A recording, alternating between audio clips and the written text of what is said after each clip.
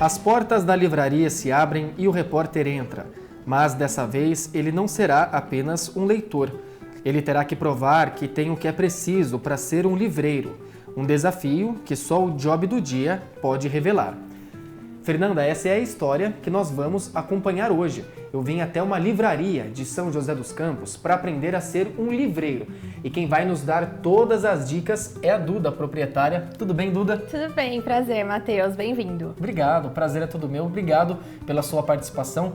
Como surgiu essa ideia de abrir uma livraria? Você sempre gostou muito de ler? Sempre, desde criança, então eu tinha muitos livros em casa e aí eu resolvi que eu queria abrir uma livraria, acho que é o sonho de todo leitor, só que veio a pandemia e era um investimento alto. Então, durante esse período difícil, eu olhei para minha livraria pessoal, minha biblioteca cheia de livros e resolvi começar alugando livros. Alugando livros, uma iniciativa diferente aqui na cidade. E eu tô curioso para saber como tudo isso acontece. Bora lá!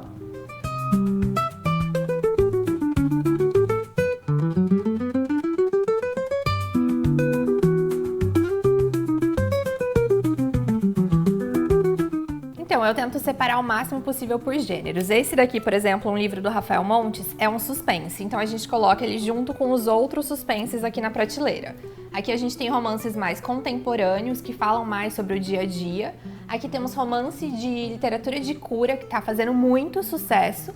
E romances de modo geral, com comédias românticas, livros que falam mais sobre ficção mesmo e que trazem histórias que aquecem o coração.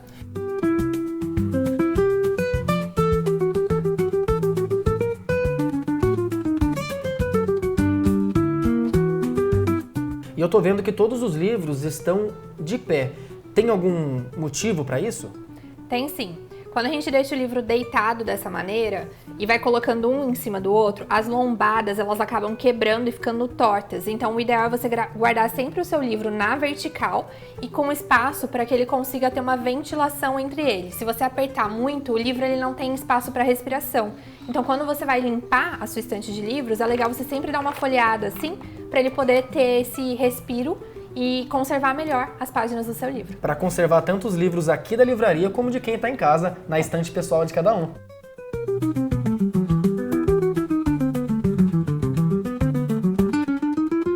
Na parte de locação, eu trouxe muitos livros que eram meus, mas eu trago livros que o pessoal quer ler, então eu compro livros novos para colocar para locação, porque tem um desgaste natural já na utilização do livro. Muitas pessoas doam e eu tenho também os livros novos à venda, então normalmente quando tem um título que está sendo muito procurado ali, eu trago para cá. E como é que você cadastra tudo isso? Você tem uma plataforma? Como que você organiza tanto livro? Então, eu utilizo, na verdade, 2 programas que são diferentes. Eu tenho um, que é para a parte de locação, no qual eu cadastro o leitor que vai alugar esse livro e tem todo o prazo de locação, o tempo que ele pode ficar com o livro, eu tenho esse controle justamente por ali. E para a parte de vendas, eu já tenho um outro programa que ele faz para mim diretamente, ele sobe no site, que é por onde eu consigo vender para todo o Brasil.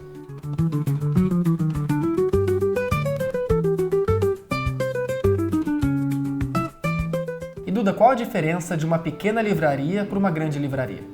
A principal diferença eu acho que estão nos títulos mais vendidos nessa seleção. Quando você vai numa livraria grande, que tem em diversos lugares, você encontra esses títulos pré-selecionados. Aqui eu tenho que fazer uma curadoria um pouco mais específica, pensando no que vende para os meus clientes. Então não adianta eu trazer livros que são de não ficção, como biografias, muitas vezes ficção científica, assim, não são títulos tão procurados, e aí eu fico com o título parado. E também essa indicação de livros, para eu poder entender o gosto do leitor e indicar para ele exatamente o que ele está procurando, o que ele quer ler, algo semelhante ao que ele já gosta. Qual é a dica que você deixa para as pessoas que também querem abrir a sua livraria?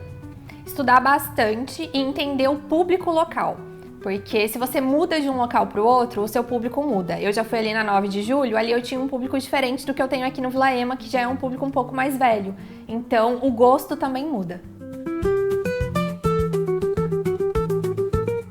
Olha, eu tava tomando um cafezinho aqui com a Duda, muito gostoso inclusive, faz parte das vendas aqui da livraria, tudo para gerar essa conexão com o cliente. E a Duda tava me contando que ela é formada em uma outra área, mas se encontrou nesse universo da livraria. Como você chegou até aqui, Duda?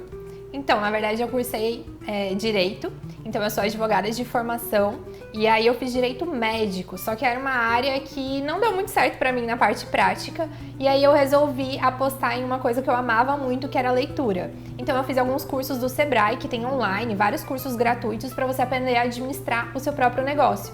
E foi assim que eu abri a loja. E foi assim que você teve essa ideia de colocar esse café, que eu tenho certeza que faz muito sucesso, eu já vou aproveitar e continuar tomando. É verdade, o cafezinho com a leitura eu acho que é o sonho de todo mundo que gosta de livros. E olha que legal, Fernanda, a Duda tem várias parcerias com autores aqui da nossa cidade, como por exemplo esse título aqui. Como se dão essas parcerias, Duda? Então, muitos autores acabam chegando até a loja e eu acho muito legal incentivar. Então, eu tenho parcerias com a Clara, tenho parcerias com a Amanda, que tem Os Fantasmas de Felipe, com a Nicole, que são autoras independentes, mas também tem editoras parceiras. Por exemplo, a PS Edições, que é uma editora daqui de São José, e aí eu tenho alguns livros deles aqui. Sensacional, Duda. Obrigado pela sua entrevista, viu? Obrigada, Matheus. Um prazer te receber aqui. Um prazer, bons trabalhos para você. E olha, eu já vou aproveitar para andar aqui pela livraria para escolher qual é o próximo livro que eu vou ler. E eu deixo para você, Fernanda, a pergunta que eu quero saber. Qual é o seu livro, a sua leitura atual? Tchau, volto com você.